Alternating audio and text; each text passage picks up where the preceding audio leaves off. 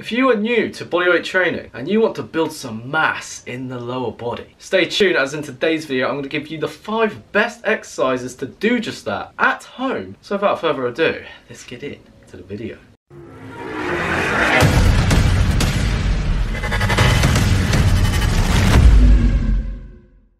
Right, now before I actually get into the video, I said let's get into the video, but before I get into the good stuff, if you're new to this channel, this is your first time here, and you're also new to bodyweight training and calisthenics, you want to build lean muscle mass simply with your body weight, make sure you subscribe to the channel and turn on post notifications so every time I upload, you do not miss the opportunity to take in some valuable information. So the first exercise you can do for the lower body is the archer squat, which in my opinion is, for beginners, hands down the best progression, the best leg exercise you can do at home to build strength and mass when starting bodyweight training and calisthenics. Now I'm not actually going to go into too much depth with this exercise because I've actually already made a completely separate video dedicated to the archer squat, so if you want to check that out, you gotta check it out, my friend. But the archer squat is just fantastic for building that unilateral strength, and it also requires a lot of mobility and flexibility. Now if you're interested in calisthenics, I'm sure you've seen the pistol squat, or in other words, the one-legged squat,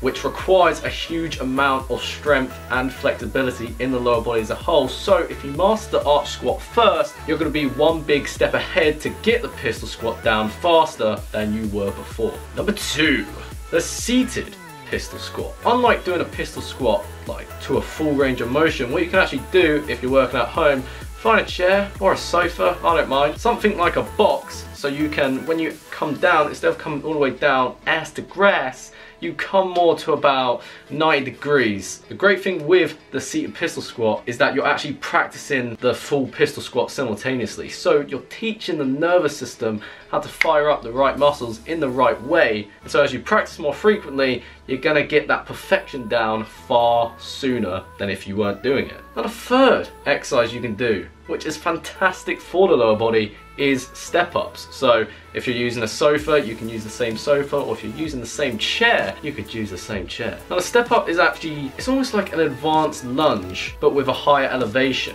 And with the higher elevation in the lower body, the quadriceps in particular, more muscle fibers within the lower body as a whole are going to have to travel a further distance because the length of the lever has been lengthened. So when you do a step up as opposed to a regular lunge, you're going to recruit more muscle fibers that also have to be stronger to overcome the force, meaning more gains. This actually became a staple in my rehab from recovering from my groin injury a few months ago, and I can tell you for a fact this does wonders for your legs. Only if you do it right. When you step it up and down, it can become a very easy habit to kind of just jolt your way up and down, use excessive momentum. Don't do that, no momentum. And with the opposing leg that isn't actually under direct tension, the less assistance that leg uses, the harder it will be for the working leg to overcome the force. Now if we're serious about developing proper legs with bodyweight training, squats are great, but we have to focus more on the posterior chain. We've got to train the hamstrings to improve our performance and prevent the risk of injury, which is why for number 4 I've included the single leg hip bridge. And what you want to do as you come up is you want to squeeze nice and high with the glutes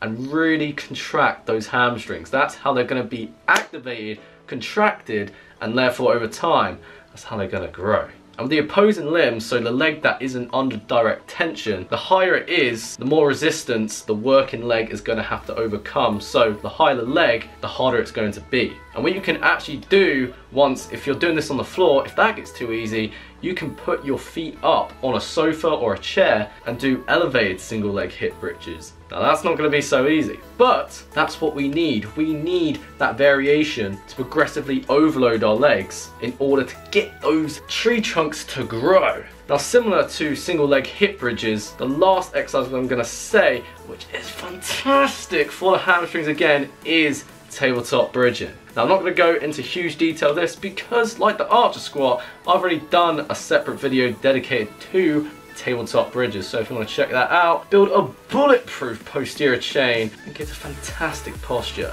check out that card right there. And like with a single leg hip bridges, you want to pull nice and high with the glutes and pull back rather than push forward in order to engage as much of the hamstrings and the posterior chain as possible. Now the tabletop bridge is almost like a bodyweight version of the deadlift, and if you have done weightlifting in your life, you'll know how effective the deadlift is. So if you're able to replicate that with your body weight, you're going to make some pretty solid progress, which is exactly what the tabletop bridge does. So if you pick one of these squat variations and one of these more hip thrust variations for full leg development and progressively overload over time, you, my friend, are going to build an impressive set of legs in the comfort of your own home. And you may even be making more gains than all your buddies who go to the gym. Don't tell them I said that though. So that said, I hope you enjoyed this video, and if you like this video, give this video a thumbs up, especially if you actually try out one of these exercises. And if you try out one or two of these exercises, you enjoy them and you're getting solid results with them, leave a comment down below, let me know, because I appreciate all your support. But if you're serious about building muscle at home,